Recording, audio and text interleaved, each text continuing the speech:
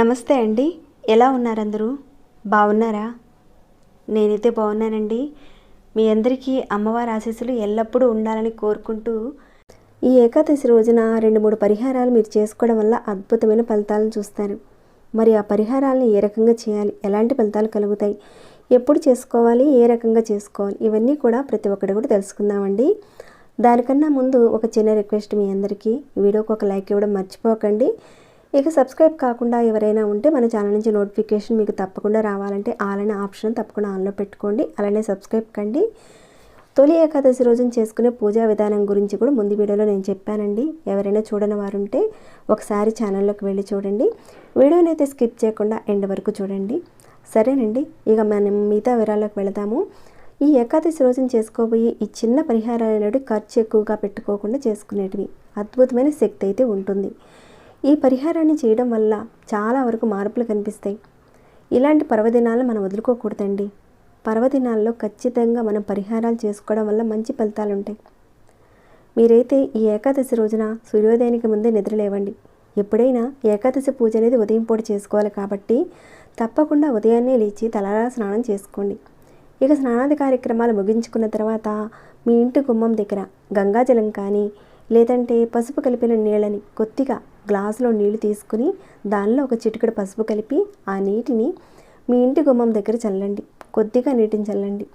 ఇదంతా కూడా సూర్యోదయం కాకముందే చేయాలి. మనకి గంగాజలం అనేది పూజా షాప్లో దొరుకుతుందండి. అడిగి తీసుకున్నట్లయితే చక్కగా గంగాజలాన్ని చల్లొచ్చు. గంగాజలంతో చేస్తే విశేషమైన ఫలితం ఉంటుందండి. దొరకని వారు పసుపు నీటిని చల్లండి. ఈ రకంగా మీరు ఏకాదశి రోజున ఉదయం నిద్రలేచిన తర్వాత స్నానాది కార్యక్రమాలు ముగించుకున్న తర్వాత ఈ రకంగా మీరు ఇంటి ముందు నీటిని చిలకరించండి. ఖర్చు లేని పరిహారాలు కదా, మరి నెరవేరుతాయా అనే ఒక అపోహ మాత్రం పెట్టుకోకండి. నమ్మకంతో చేయండి, మంచి ఫలితాలు ఉంటాయి. ఇక ఈ ఏకాదశి రోజున ఉదయం పూట రాగి చెంబు అనేది తీసుకోండి, లేదంటే ఒక రాగి గ్లాస్ అనేది తీసుకోండి. దానిలో కొద్దిగా నీళ్లు పోసి ఒక చిటికెడు పసుపు వేసి సూర్య భగవానుడికి అర్ఘ్యం ఇవ్వండి. ఇక్కడ కేవలం కాపర్ గ్లాస్ కానీ కాపర్ చెంబు కానీ తీసుకోండి. ఆ రకంగా మీరు ఇవ్వడం వల్ల ఏంటంటే మీ యొక్క గురుగ్రహం అనేది బలపడుతుంది. గురుగ్రహం బలపడితే మీరు చేసే పనుల్లో ఆటంకాలు లేకుండా ముందుకెళ్తారు. మీరు అర్ఘ్యాన్ని ఇచ్చేటప్పుడు మీ కాళ్ళ మీద పడకుండా ఏదైనా ఒక బౌల్ పెట్టుకొని కానీ లేదంటే ఒక బకెట్ కానీ పెట్టుకొని, ఒకవేళ మీరు అపార్ట్మెంట్స్లో ఉన్నారనుకోండి అక్కడైనా సరే చేసుకోవచ్చు. తూర్పు వైపుని తిరిగి సూర్యుడి వైపు తిరిగి చేసుకోవచ్చు. ఇలా చేసుకోవడం వల్ల గురుగ్రహం బలపడుతుంది. మానసికంగా మీకు ఒక ధైర్యం పెరుగుతుంది. ఈ ఆషాఢ మాసంలో వచ్చే ఏకాదశి రోజున మనం తులసి మొక్క దగ్గర ఒక చిన్న విధానాన్ని చేసుకున్నట్లయితే అనేక రకాలైన సమస్యల నుంచి బయటపడవచ్చండి. మీ యొక్క సంకల్పాన్ని నెరవేరుతాయి. ప్రతి ఒక్కరూ కూడా కోరికలు నెరవేరాలని కోరుకుంటారు కదండి. కానీ ఈ పరిహారాన్ని మీరు చేసుకోవడం వల్ల అవన్నీ కూడా నెరవేరుతాయి. ఈ ఏకాదశి రోజున మీరు చక్కగా ఉదయం పూట 6 గంటల నుంచి సాయంత్రం 6 గంటల లోపుగా తులసి మొక్క దగ్గర ఈ చిన్న పరిహారం చేసి చూడండి. మీ యొక్క ప్రతి కోరిక నెరవేరుతుంది.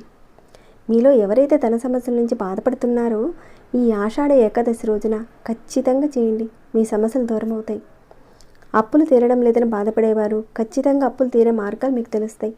ధన సమస్యలు ప్రతి ఒక్క చిన్న విషయానికి కూడా ఇక్కడ ధనంతోనే ముడిపడి ఉంటుంది.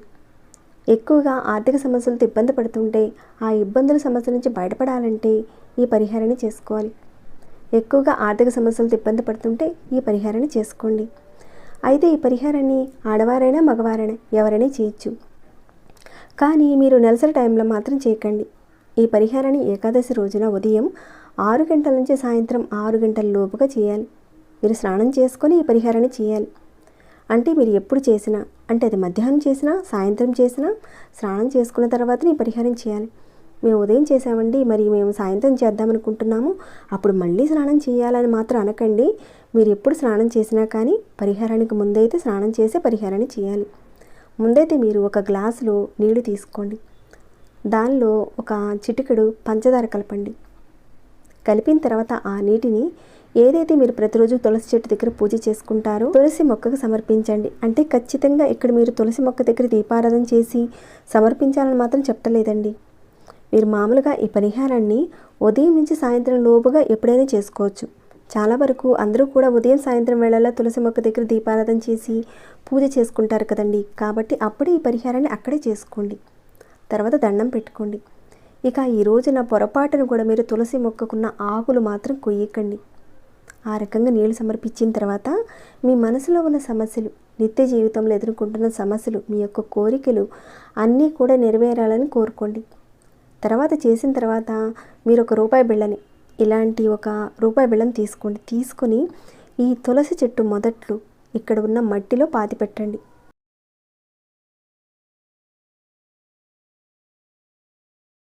మట్టిలో కప్పేసి, అంటే మట్టితో కప్పేసేయండి ఆ రకంగా. తర్వాత ఒక లవంగాన్ని తీసుకోండి, మొగ్గతో ఉన్న లవంగాన్ని తీసుకోండి. ఈ లవంగాన్ని కూడా మట్టిలోనే పాతి పెట్టండి.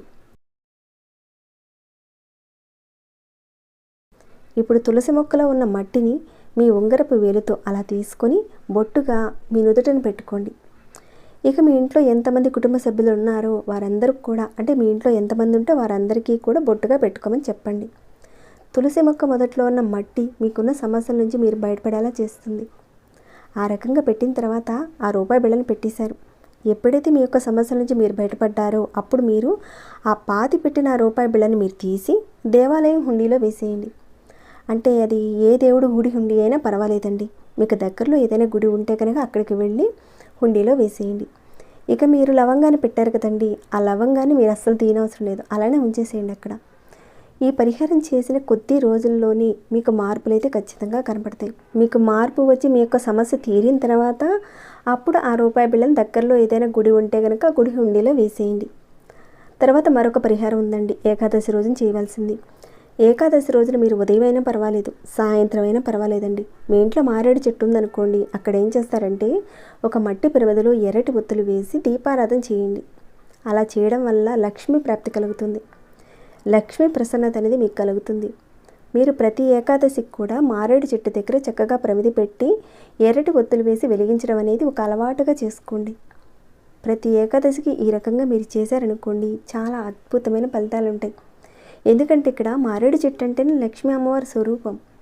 మారేడు చెట్టు దగ్గర ఈ రకంగా మనం దీపారాధన చేసుకోవాలి. అలానే మారేడు చెట్టు దగ్గర ఏ రకంగా మనం దీపారాధన చేసుకోవాలి, అలానే మారేడు చెట్టు గురించి కూడా చాలా వివరాలన్నీ కూడా ఇంతకుముందు వీడియోలో మనం చెప్పుకునే ఉన్నాం. చూడని వారు ఒకసారి వెళ్ళి చూడండి ఛానల్లోకి. ఈ దీపారాధన మీరు చేసుకుంటే అద్భుతమైన ఫలితాలు కలుగుతాయి. ఇదండి, తప్పకుండా ఇప్పుడు చెప్పుకున్న పరిహారాల్ని ఈ ఏకాదశి రోజున పాటించండి. ఆ విష్ణు భగవానుడి యొక్క కృపా కటాక్షాలు మీ యందు ఎల్లప్పుడూ ఉండాలని కోరుకుంటూ ఇక ఈ వీడియోని ఇంతటితో ముగిస్తున్నాను.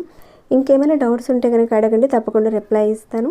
ఏకాదశి రోజున చేసుకునే పరిహారాలు కాబట్టి మీ ఫ్రెండ్స్కి కానీ మీ ఫ్యామిలీ మెంబర్స్ కానీ ఎవరికైనా, అంటే వారికి కూడా ఉపయోగపడి వారు లాభపడేలా ఈ వీడియోని షేర్ చేయడము, అలానే ఒక చిన్న లైక్ ఇవ్వడం మర్చిపోకండి. ఇక సబ్స్క్రైబ్ కాని వారు ఎవరైనా ఉంటే మన ఛానల్ సబ్స్క్రైబ్ చేసుకుని ప్రతిరోజు వాచ్ చేస్తూ ఉండండి. మరొక భక్తి వీడియోలో మళ్ళీ మిమ్మల్ని కలుసుకుంటాను. అంతవరకు సెలవు.